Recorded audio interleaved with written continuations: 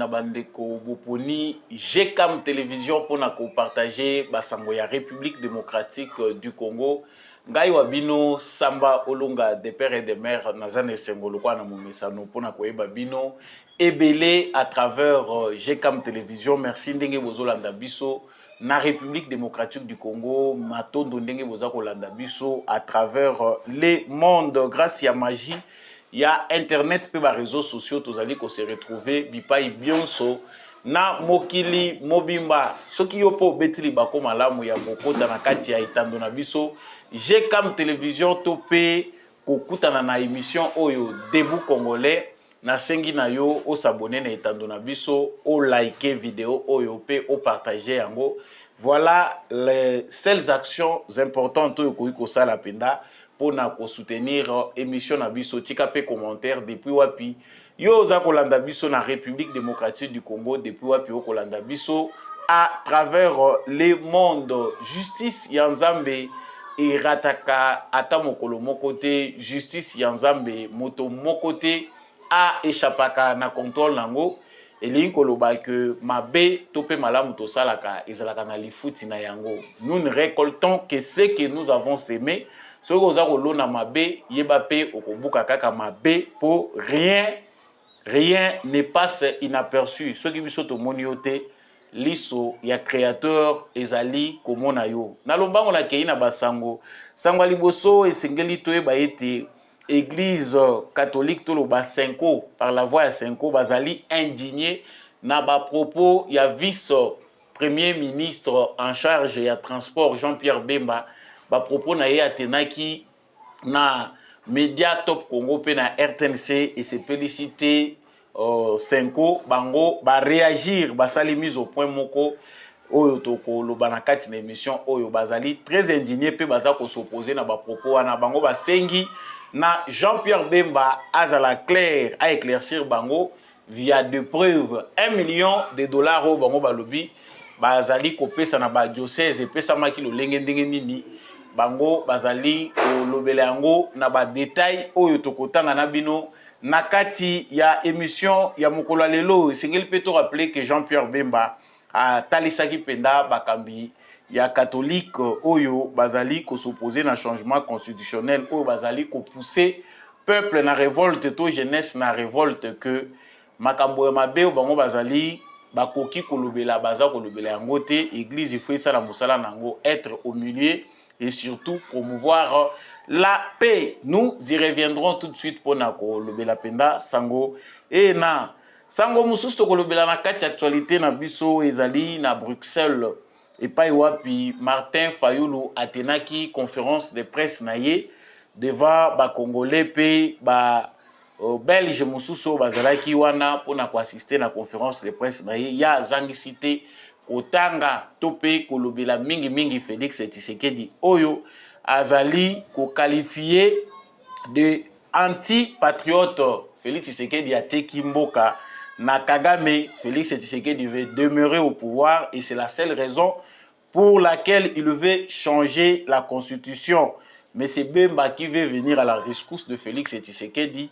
En tout cas, azako kokosala ngo penza malamute. En tout cas, beaucoup de paroles à l'encontre de Félix Tshisekedi. De la part, il y a Martin Fayulu Kashi. Lors de cet événement, il y avait d'autres Congolais qui étaient contre. Bango pe ba manifesta ki libanda.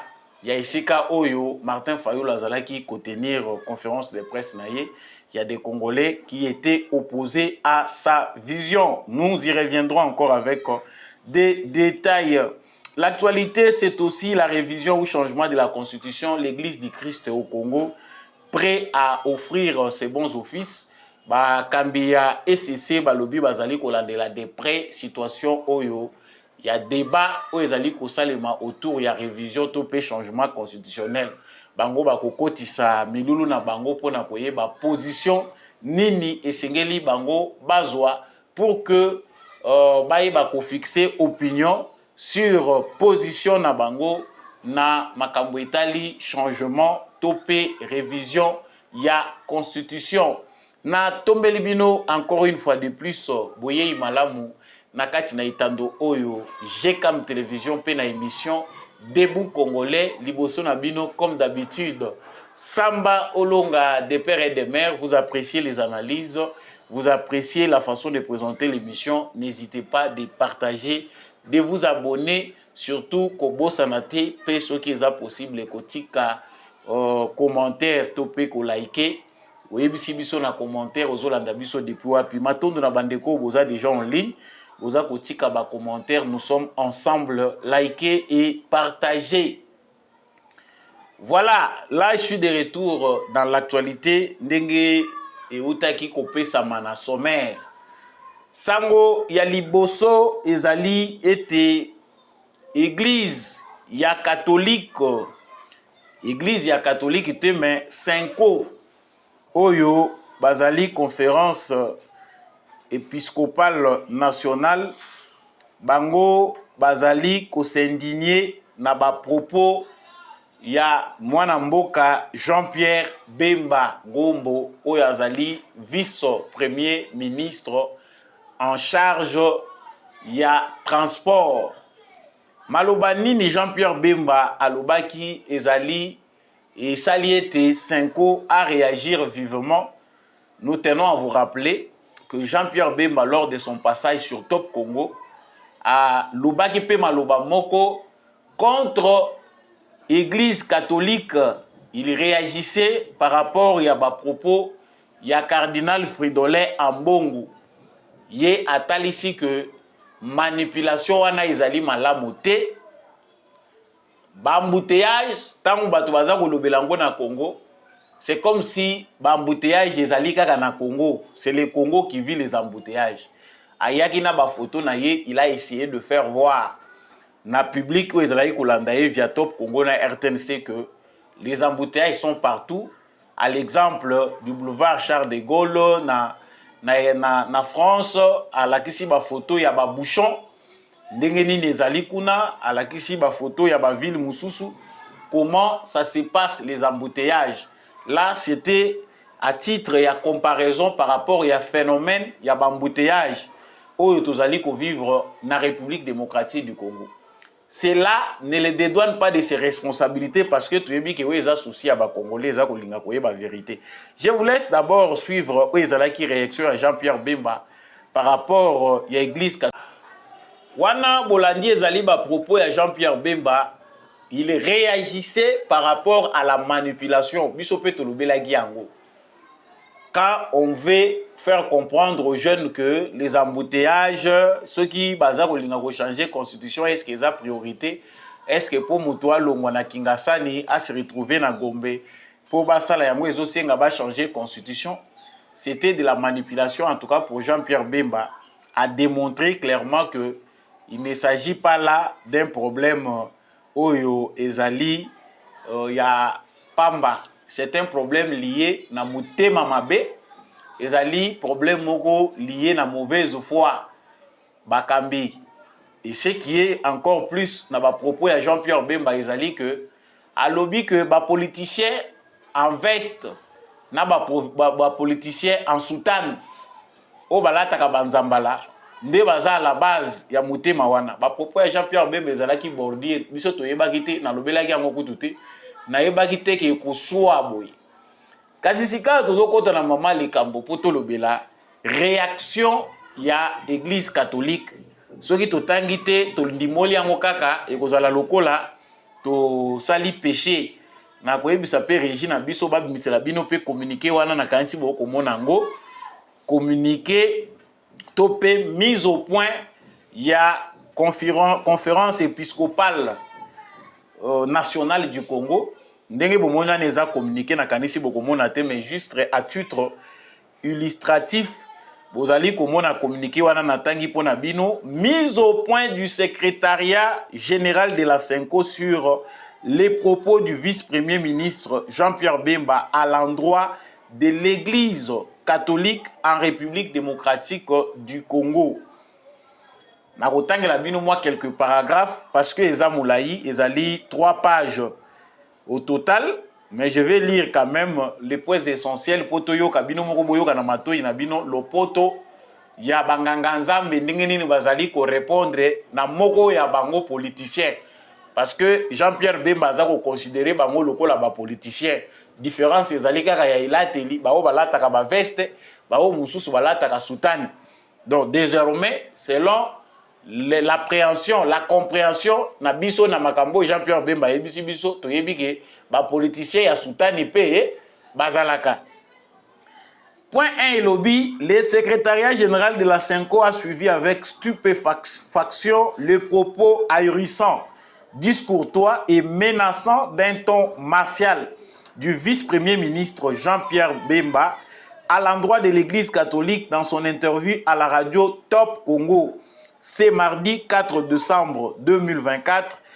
Sans nous en cacher, ces propos belliqueux et truffés de contre-vérités nous ont paru peu honorables pour un homme d'État de son rang.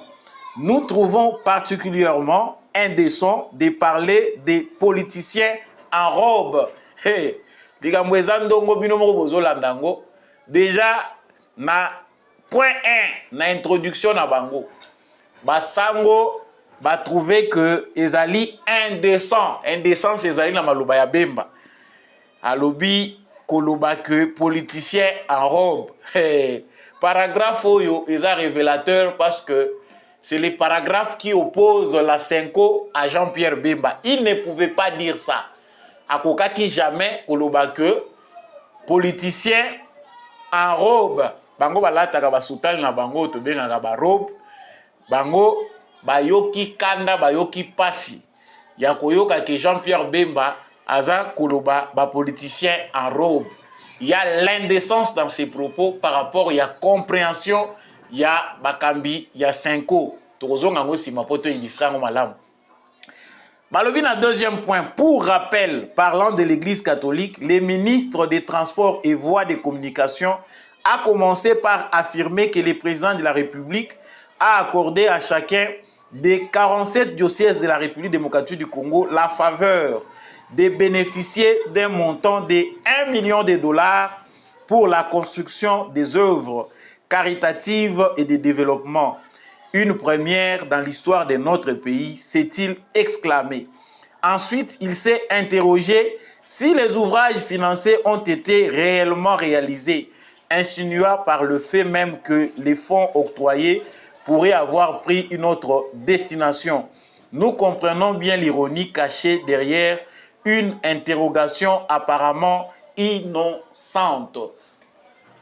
Wana, ce qui te résumé paragraphe Oyo, ezali maloba o Jean-Pierre Bemba talisaki que pour la première fois dans l'histoire ya mboka, président de la République sur son initiative andimi ko financer ba diocèse ya église Ngomba catholique o ezali au total 48 mais 47 ont accepté ba financer bango na 1 million de dollars. C'était les propos de Jean-Pierre Bemba oyo bango bazwaka par diocèse pour na ko construction en faveur pour y bénéficier de la construction il y a ba œuvre caritative et à développement.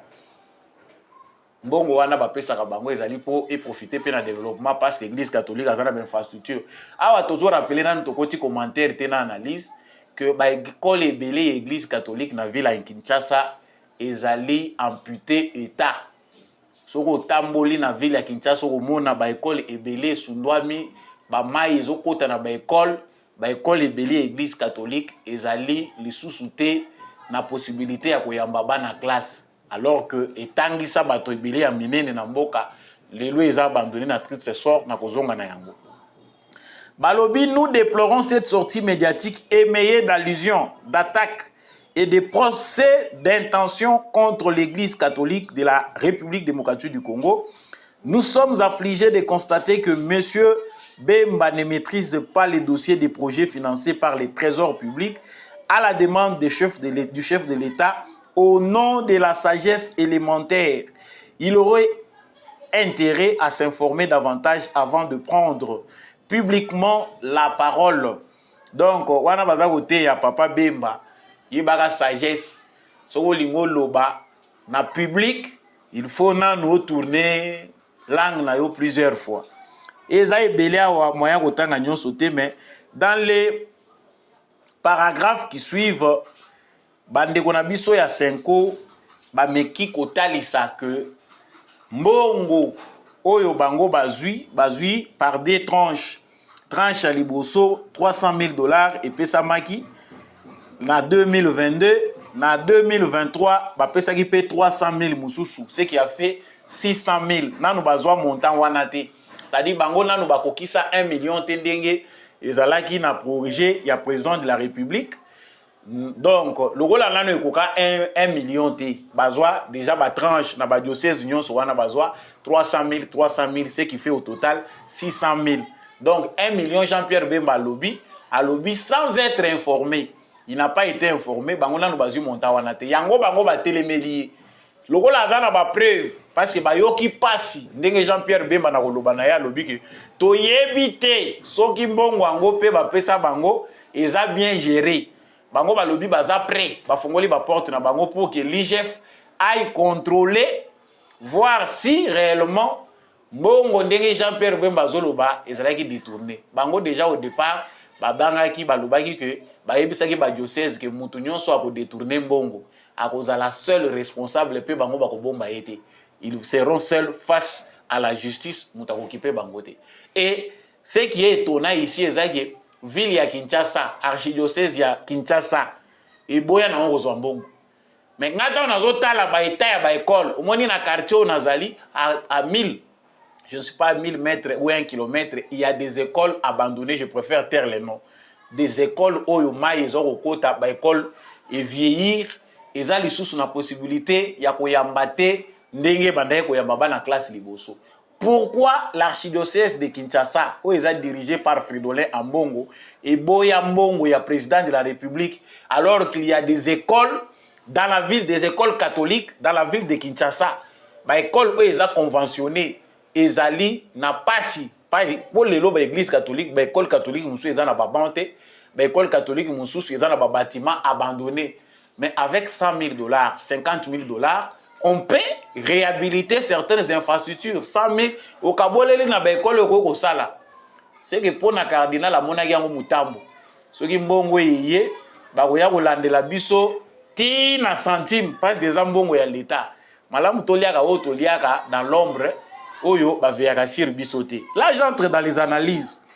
Jean-Pierre Bemba lukeli biso makambo wa toyebi ke makambo ise silaki mais débat ya basango na ba politiciens ezongi lisusu na scène. Je vous ai lu le premier paragraphe à liboso, indignation monene ya basango. Basango nyonso te pete toloba parce que tous les sangos ne sont pas dans la Senko, conférence épiscopale nationale du Congo. Eza nango structure moko ya batata épiscopo ya Congo. Bango nde bazali kosepela te na maloba ya Jean-Pierre Bemba. Est-ce que Jean-Pierre Bemba bukaki lokuta n'existe-t-il pas des politiciens en cravate, en veste et des politiciens en robe? Ba propos toza kotanga na bino. Nga pena na tangi toutes les pages, il y a lettres, il y a conférence épiscopale nationale du Congo. J'ai senti un ton politicien. Na yebite soki ngai naza na parti pris, mais c'est ce que moi j'ai senti. Dès le premier paragraphe, maloba ya nganga na nzambe na maloba ya politicien ezalaka ndenge moko te. Jean-Pierre Bemba, nous reconnaissons qu'il a été mbeli parce qu'il est politicien, il est trop direct et surtout na nature na yepe ya bangala ezalaka kaka tanta upesinga pe na zongisi après kanda pe ezalaka nango te tosila na ka ndenge wana. Mais bango balobi ke ezali indécent de parler des politiciens en robe. Est-ce que Jean-Pierre Bemba tangaki senko te?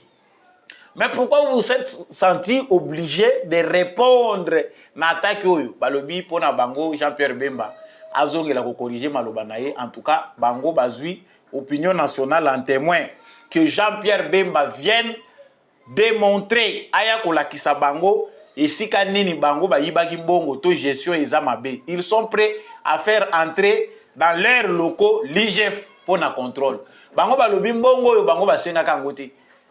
C'est Félix Tshisekedi qui est revenu sur l'accord entre la République démocratique du Congo na Saint-Siège, accord cadre moko et reliaka, topé liaka, République démocratique du Congo na Saint-Siège. C'est sur base de cet accord que Félix Tshisekedi, voyant qu'aujourd'hui l'Église catholique a aussi des problèmes de financement, ndenge toyebaka basango akala bazaka lokoso te po mbongo ezaka na voix. basango lelo bakoma na souci ya kobota bakoma lelo na souci ya kozala na bana bamona bisengo ya mokili bakokaka lisusu te kosupporte ve ya chasteté bakoma na bana par-ci par-là bakota pe makambo ebele oyo eza kosengaka lelo bazala pe na besoin ya kantuku bianza na souci ya koluka mbongo soki totali lelo état ya convention entre église catholique na l'état congolais état eza déplorable. C'est seulement parce que Félix Tshisekedi n'est pas quelqu'un de conflictuel. Mais ce qui est l'autre lobby, vanda, basala état généraux, il y a ba convention oyo ezali entre l'état et les églises. Ba évaluer patrimoine ou ezali commun entre l'église et l'état. Tout ça c'est que mboke kopela moto.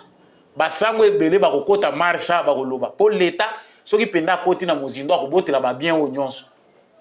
Tant que la état ya ba concession ba église catholique na ba concession to mona ozo tambola 1 km 2 km ozo mona kaka concession catholique ezalaka ba bien privé te ba sombaka yango pe na mbongo te l'état a concéda bango yango sur base d'une convention lokola bazali ko œuvrer pour le bien-être social et lokola ezali ba œuvre caritative bazali ko soutenir éducation bazali ko œuvrer pour bien-être social, bazape ko kota na ba domaine ebele. C'est comme ça qu'il y a eu cette convention depuis l'époque coloniale. Tant que comme indépendant, tout a été ratifié. Statut ou ezali ko lié Église catholique na l'État congolais, ezali parce que l'Église catholique œuvre dans la philanthropie. Mais lelo soko tali yango basango lelo pe ko kabaye ko mape pasi basango bango moko bakoma ko luka pe ba cop na bango cop nini o sango ko sala pour que ememela yembongo ce qui a amené le chaos les diocèses bitumbezali na ba diocèse o nyonso basango baza ko welela ba responsabilité au koti na ba concession ya catholique au kuti si kaka concession moko wana na kombo soki nazwi kaka exemple na lobité eza bongo boya ko landa ngai Saint Raphaël.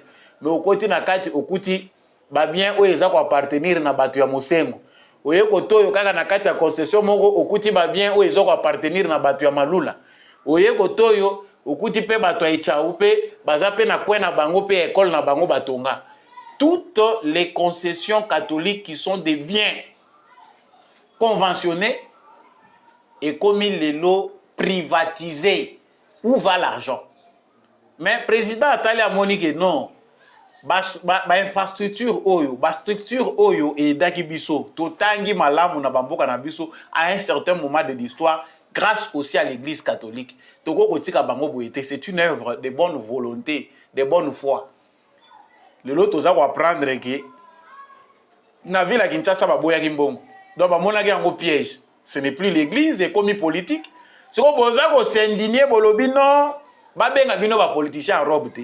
Quand vous tenez des propos comme ça, Yokana no qualificatif a suivi avec stupéfaction les propos ahurissants, discourtois, menaçants, d'un ton martial. Papa, biso toyebaka na kalage différence ezalaka entre nganga na nzambe na politicien. Masasi oyo politicien ko beta soko azoloba yango te nganga na nzambe azalaka nango. Nganga na nzambe koyoka amour ekozanga te, empathie ekozanga te. O eza subu nganga na nzambe te et puis kolandela na ba détail nyonso. On comprend aujourd'hui que la Senko est une organisation politique, est une organisation des évêques catholiques pour la suivi, ou bien les suivis français, les suivis, il y a politique. C'est-à-dire ceux qui politique, ils allaient dans le stade Moroboye, biso tozalawana potolanda de près parce qu'intérêt na biso ezali. Si la Senko ne veut pas être traité, ceux qui basango na biso ba évêque ou bazali na Senko balingite bazalaka traité des politiciens en robe, ba se désolidariser na ba faire eza politique. Bemba ya batu pa lobi mabete. Bemba lobi c'est que nous attendons de l'église. Ezali unité, ko prêcher unité, ko prêcher kimia, ko sangisa. Nous n'attendons pas des églises des attaques kaka likolo ya mutu moko. Bemba azane mbeli mbeli. Bemba za pasteur te lokola Tshisekedi o asepela na ye ozala lokola bino azala pasteur bemba ekufela ka ye na mutema te soki akutani nango atuti bordure. Il a dit la vérité. Ba propos ezobima de la part ya basango eza haine. Même soko lingaka Tshisekedi te mais façon ko mobiliser yango te. Yo oza ko pousser jeunesse et qu'il y a une révolte. Pendant que tu n'as pas le temps d'appeler cette jeunesse à l'unité. Okoyi ko benga jeunesse wana te ko yebisa bango ke toza la mobiliser. Et puis n'attend nini oyo bino ba catholique bozali ko sala makambo ya boye. N'attend de guerre. Mboka eza menacé, yo ozo sangisa ba jeune po yebisa bango ke pona nini bandaka la awawa bazali ko salela bino eloko moko te po embouteillage esila. On comprend que le voyage de notre cardinal na Rwanda et servir nango ne eloko te. Que la Senko ne s'agite pas. Bokende ko revoir malamu organisation na bino. Tous Congolais, tous a constaté que Senko ezokende plus loin que mission na bango. Ce qui est mission moko d'ordre religieux, ce qui se fait là n'est plus dans un cadre religieux, c'est devenu un cadre politique. Bango balobi, cette même mission là a visité ceux qui bozoko lobalelo ke basango bazo okota basango ba visitaka PB mbatango azalaka na prison, c'est toujours dans cette lettre. Pour na bao bazana ngote, c'est dans les réseaux sociaux, vous n'en avez pas, vous pouvez m'écrire, je vais vous envoyer.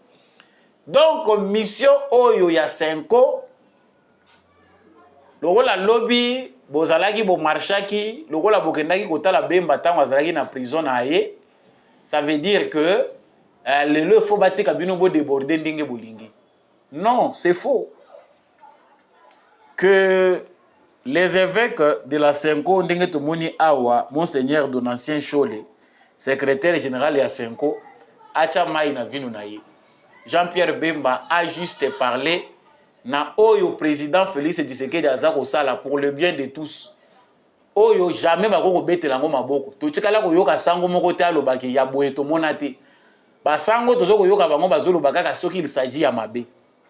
Ya nga pe na poser question na ngai botunela ngai cardinal Fridolin Ambongo pona nini archidiocèse ya Kinshasa parmi les 48 diocèses oyo tozanango.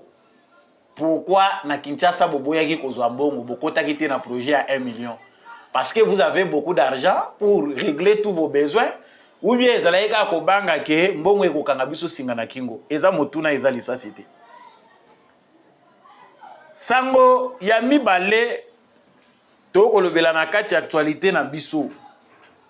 Ezali likambo ya Bruxelles, Martin Fayulu na conférence na ye azongeli kaka tata Félix Tshisekedi parce que c'est lui son adversaire, il n'a plus autre chose à faire.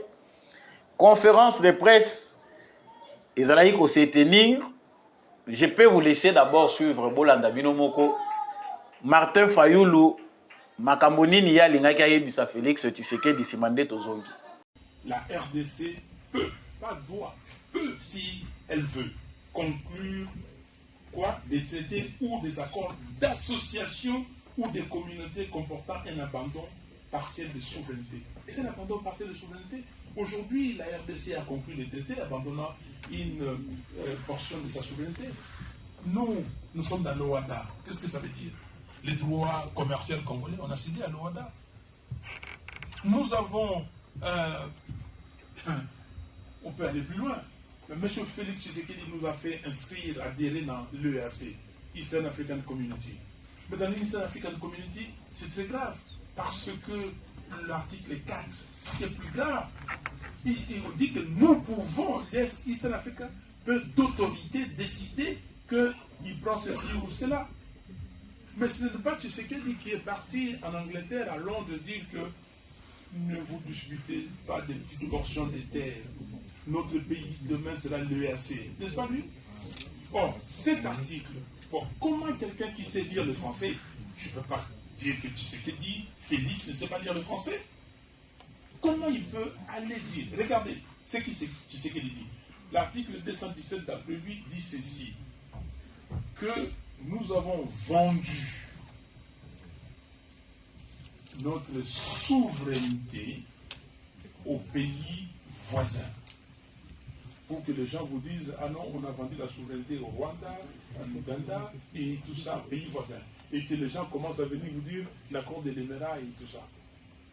Mais lui, quand il a signé des contrats avec l'Ouganda, quand il a signé des contrats avec Kagame, il pensait à quoi? Tu sais qu'il doit être traduit en justice. Tu sais qu'il doit être traduit en justice. Tu sais qu'il dit l'article 165 de la Constitution doit s'appliquer pour Tshisekedi. Donc, Tshisekedi doit être traduit en justice pour la haute trahison. Vous me direz que non, la haute trahison, il faut saisir le Parlement et tout ça. Il y a un Parlement populaire. Le Parlement populaire doit traduire Tshisekedi en justice et le fait pour que vous compreniez ce qui se passe au Congo. Merci.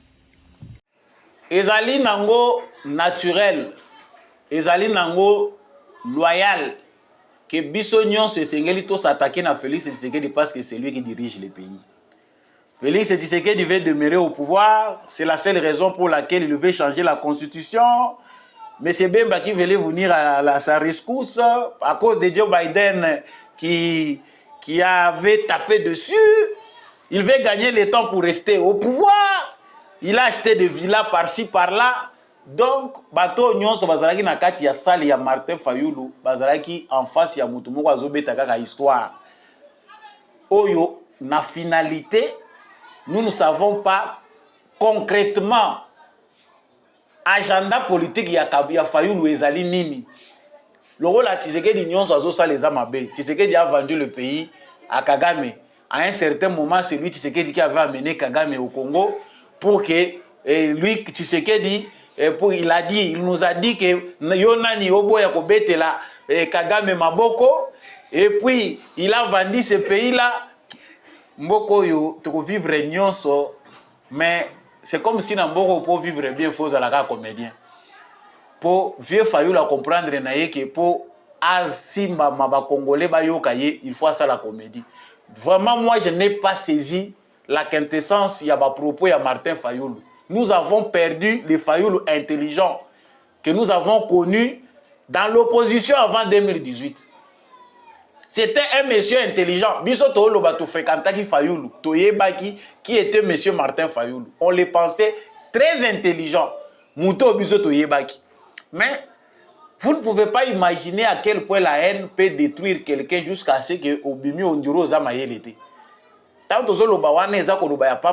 nous jeunes qui avons milité à cette époque-là, tout le monde a dit Martin Fayulu dans un rassemblement à l'opposition congolaise. Nous l'avons fréquenté pendant tout ce temps-là. Toyebi Bango, Nyon Sondenge Bazalaï Koya autour de Etienne Tshisekedi Tia Yoko Kufa. On pensait que c'était un génie qui pouvait bien servir le pays. Mais Toyebagi Tenzambe chance, après ça, biso Ezaya Rocha Mitema Nakati. Et bomba makambo ebele. Ce qui mitema oyo nzambe na architecture na ye, ataka ngo etambola libanda nde bato mususu. Tango zomoneka musika yo moko sokimi okei. Po yebi de jeux ezakati na motema na ye. Mais nzambe pe asala biso bien, acha oyo acha libanda oyo lokola emballage po ebomba makambo ezali na kati ya mitema ya bato. Martin Fayulu au pouvoir, nous savons que guerre est aussi la nango par miracle. Mais ici, tant wazali ko étaler makambo nyonso ya lobi, toza ko mona ici ka moko te oya za ko pesa production na ye solution. La seule solution wa toza ko yoka peut-être en passant ezali que Félix Tshisekedi, s'il pense que son armée n'est pas assez rodée, l'armée n'est pas capable de faire quelque chose, il fallait peut-être, pourquoi ne pas engager l'armée d'un pays voisin pour y aller au Bitumba. Yango, bopesa qui vient kopo masanga amela avant asala makambo ou bien ezandini. Parce qu'il y a des choses importantes au Congo sur lesquelles Moutou Azan amour ya Congo, ceux qui avant de Tshisekedi a osala l'opposition malam. Nous qui parlons, peut-être Togo en a tendance à que nous soutenons Tshisekedi parce qu'il est indispensable, Azali unique par rapport à sa génération. Mais si Martin Fayulu mettait du sérieux, akokaki peut-être que ça la opposition moko elingaki ezwa moins crédibilité. Mais tozo komona pembeni ya Martin Fayulu bato batikali ba Prince Penge. Ba ndeko na biso nani que j'aimais beaucoup quand il faisait son rap. Lexus légal, notre rappeur. Il rappait bien, c'est un type aussi intelligent. Mais toute intelligence n'est pas amenée en politique. Tala lelo côté bino bozo me ma vieux. Boye na vie, boye koti kaye. Devant auditoire, il y a Batebele, boye, ceux qui 50. Vie azo beta histoire, il y a Tshisekedi. Donc moi, j'ai retenu que Nakati a discours, il a fallu, il a cité Tshisekedi même 50 fois. Tshisekedi azongi mais yo ozo proposer nini pour lobby awa tozo kokende Tshisekedi a changer constitution. C'est inévitable. Agenda ya Tshisekedi awa ezaki a changer constitution. Il est déjà allé auprès du peuple. La différence entre Tshisekedi na batu baza ko s'opposer na c'est que Tshisekedi ne tourne pas autour du pot. On a besoin de changer constitution accueilli tina ba province. Azo sala meeting devant ba Congolais. A lobby ango batu ba yokiye mukili mobimbe yokiye. Mais quand l'opposition veut le faire, Fayulu wapi libanda abimi libanda a sali conférence de presse. Au sali tour du monde. Yo ozo kanisaki lelo politique ozo sala lelo ya okende pa ba Belge ko yebisa bango ke Tshisekedi ce n'est pas un bon patriote, c'est un anti-patriote, il a vendu le pays à Kagame. C'est ça qui fait de Fayulu un comédien. Parce que c'est possible était lelo yebisa ba Congolais que Tshisekedi a vendu le pays à Kagame. Mais qu'est-ce qui rend Tshisekedi et Kagame ennemis? Pour la nini Tshisekedi na Kagame bazo yo kanati. C'est parce que Tshisekedi lui a vendu le pays. Comment peut-on prendre Martin Fayulu au sérieux dans le contexte ya boy? Obandaki na yo moni popularité ya moyibi côté me makabatu et soukarabatu boy. Aujourd'hui ceux qui ont fabriqué Martin Fayulu peuvent bien dormir. Via azo kendeka na kosila kaka boy.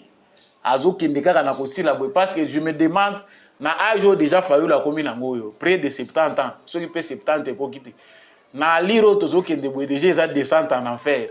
Même à 2028, qui peut faire confiance? La versatilité à modèle Oyoyo. N'a pas sa confiance. Pourquoi il n'emploie pas son armée? Mais c'est qu'il veut demeurer au pouvoir, c'est la raison pour laquelle il veut changer la constitution. Il y a un lobby qui a changé la constitution. Il a changé la constitution pour attirer le pouvoir. Au moins, c'est ce qu'il a dit. Même ceux qui sont politiciens, mais Tshisekedi a dit clairement que l'objectif, ce n'est pas que Ngaï Tshisekedi n'a pas le pouvoir. Moutou a na simananga, a besoin de bonne base. C'est pour la première fois qu'on a un pays qui pense, un président qui pense, na successeur na ye. Lui n'a pas trouvé architecture moko topé structure moko solide. Si Tshisekedi avait hérité un pays à malamu na maboko ya Kabila, ndele loto zolo batreta la makamu Kabila tika ki yo bebisaki. Kabila a hérité ce qu'il pouvait hériter de son père. Et Mouzé aussi est venu de sa manière hérité par la force. Où il y a pas Mobutu.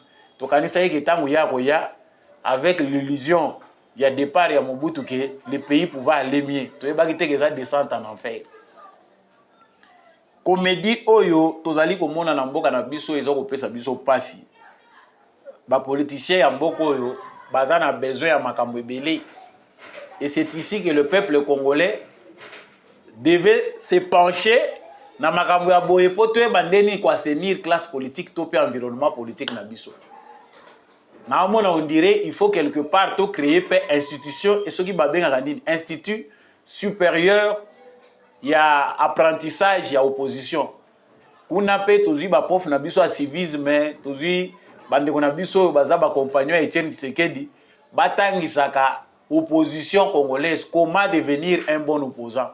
Je pense qu'il faut un manuel précis où ekoyi ko aider ba futur opposant ba yeba ndenge nini mboka opposition ya mboka ezalaka. Nazolo bango lokola maseki ba musuba ko seka bazo mona ngolo lokola théâtre mais ça théâtre était pour des pays comme le nôtre on sent que Batu batangi mais baza lokola batangi te baza na besoin batangi saka bango les mêmes défis toza ko mona même na ba institution au moni muto a commis député il a été élu démocratiquement mais na mutu na yazo yeba nanu concrètement te rôle ya ye il faut jouer en tant que député. C'est presque la même chose na makambo toza ko mona ya Martin Fayulu toza ko sukisa awa na makambo bandeko ya SCC bazali ko loba SCCP alobi ya kotika la simate. Tolobaki makambo nyonso eza ba cop. Bato bolandaka biso boyebi ke biso lolemo to kobomba ngona poche te to koyebisaka bino ka vérité. Église catholique, SCC, tous ces groupes là, association, église de réveil, ceci, nous nous prononçons par rapport à la constitution. Ezali cop. Namboko to sito yebi que batu basi bazui mauvaise culture habitude ya mabe oyo Kabila tikeli biso oyo petikala na époque Mobutu ezali que il faut vendre sa voix, c'est-à-dire po soki na moni likambo eza malamu pona mboka po ngai na soutenir yango il faut baya ko corrompre nga. Moi qui ai vu la vérité au lieu na soutenir vérité, j'attends qu'on vienne me motiver pour na yebisa batu vérité ezanine. Voilà ce qui tue le Congo. Le CC est prêt à offrir ses bons offices. Balobi po na bango bazali kokota milulu na bango pe mikoleza koya po bango ba pe sa position na bango après consultation ya ba couche nyonso ya société bango pe baza ko consulter po baya ko pe sa bino position na bango. Non, aidez-nous chers pasteurs, aidez-nous. ECC soko tei batu na église o tei batu o eza malamu, vous avez déjà fait votre part. On n'a pas besoin de conférences de presse. Il y a ECC pour la constitution. Est-ce que ça entre vraiment dans la logique des choses? Et ça dans makambo autant aux sala ngoba yebi ko kato. So Jean-Pierre Bemba lobi bolobi ote, Jean-Pierre Bemba za ko kosa. Soutani na veste eza biloko mibale keseni. Yo lati nzamba lobi ozanganga na nzambe. Ya yo il faut suka na église. Et qu'on soukate na ba conférence de presse et qu'on soukate okendaka na ba visite pas président de la République, même s'il peut vous recevoir au nom de l'unité ayoka pe eza opinion na bino en tant que force moko ya société civile, mais ce n'est pas propre chaque fois que tout le monde a kaka ba église na biso kokota. Si vous êtes à l'église au prêcher bato yebisi bango que ya malamu pona mboka na biso ezali bonne organisation, et je pense que pona ngai oyebisi bango pe eza opinion na yo pona ngai na moni que changement ya constitution est à bonne voie. Il faut y nango kaka au foot ba journaliste au la conférence de presse pour lobi babenga yo kende na bureau. Tu sais que ya bomeli batu kope belé, la raison pour laquelle toza ko mona pe ke batu belé balingi été oyo balingi été na scène politique ba yebi que ils doivent se retrouver na ndenge ba mesana. Le changement que nous voulons nécessite un nettoyage. Il faut pena ko kombola. Et que il n'y a pas seulement que les politiciens. Ils appellent banganga nzambe oyo ba église na bango après changement ya constitution et koripe ko kufa et kangami. Na yebi ke makambo ya banganga nzambe to kota kana ba détail ebelete meto yebi ke ils appellent na ba faux pasteur na ba église ya mabe na Congo oyo soki mboko pende ezongi tout droit congolais za ko zwa lipa na ye a se retrouver ba église ebele ko kangama. Chômage oyo et comme si biso nyonso ba pasteur mutu muso azana intelligent ko servir mboka na entrepreneuriat ma se retrouver a komi pasteur na occasion kaka po esengeli a se retrouver pe na lolenge na ye. Éviter de tomber dans la manipulation. Émission ya mukola lelo e komi na suka Samba Olonga des présentateurs nango nazalaka nesengo ko yeba ke bozalaka ebele pona ko landa biso na émission oyo. Merci à tous ceux qui nous ont suivis en direct de partout. Pour partager, en tout cas partager l'émission, likez, abonnez-vous si vous n'êtes pas abonné. Malobalanga nyon sezalaka kito côté. On peut aussi commettre des erreurs. Ceux qui ont apprécié l'analyse nanga, likez, partagez. Ceux qui pour apprécier, nous restons congolais. On est ensemble. Congo et Kabwanate parce que tous les kanate na maloba. Tout kala la bomoko pe na bolingo. Matondo nande kombi à chaque wazaki na sima ya caméra pe na réalisation pour être émission comme la bino.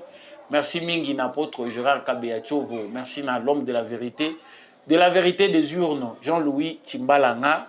Matondo na papa Maurice Kikangala, na papa Michel Lumakaso, papa Boniface Mpunga, papa Freddy Ngwama. Merci Mingi na papa Paulin Chika, maman Rose, Sirikari depuis Maryland.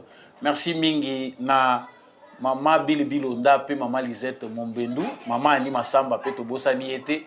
Ba nyonso bolingaka Samba Olonga lokola bande kwa Congo Clean na lingi bino mingi bo partageaka émission bo laikaka yango bo soutenaka pe biso déjà ba meilleur ve bandi na kanisi que toza ko bonga mapoto kota 2025 na souffle ya malamu. Gardez toujours votre bonne mine na bomoko pe na bolingo nde Congo ekokende liboso wazalendo na motema FARDC na motema tokutani prochainement. Mbote gloire nando sa musala na garage ena sa mutuka elo ndi mutu kotanga na liso nande provoquer maladie o mais totambola hôpital minene balebi soko ya mbongo ti lelo solution ezwami te ntina baserge bagef wana tokendaki mbongo ekufi me na mini ti batransfert biso kaka na campus nde sikoyo ndi mbongo eza te wana fai na kaka na ndako fai baopera yango nakobana bata video oyo basunga kaka mpo so batinga boye emibanga vraiment na pasi boti kaka na boti bango 5 basi 4 mobali kaka ye moko natiaki ye na mosala ya garage mpo lobilobi asunga ngai naza na moto te awa na mboko kisasa na papa te mama te ndeko te eza kaka mwasi na ngai na bana lelo tala mwana natiaki motema mwana ekokóma na kuya boye nayebi te soki eza nzela ya nzambe soki mpe eza nzela ya bato ya mokili me nasali oyo papa asalaka mpo na mwana nabandi na wileri nakoti wileri atransfert nga kitambo nalongwe kitambo atransfert nga Saint Joseph nasali nyonso scanel nakotisi ye nabimisi mbongo soki ba 750 sans compter oyo nyonso to ya bakisi nyonso na mati d'état donc nasali kaka ndenge papa asalaka na bana na ngai donc ndenge nazali awa nasuki nazali su na makoki te makoki eza te nazosenga na bakonzi ya mboka oyo basunga nga naza na makoki te naza na moto akende kotelema te ndeko te nani te vraiment nzambe asime mitema na bango basunga ngai vraiment na pe numéro ya telefone ezali 082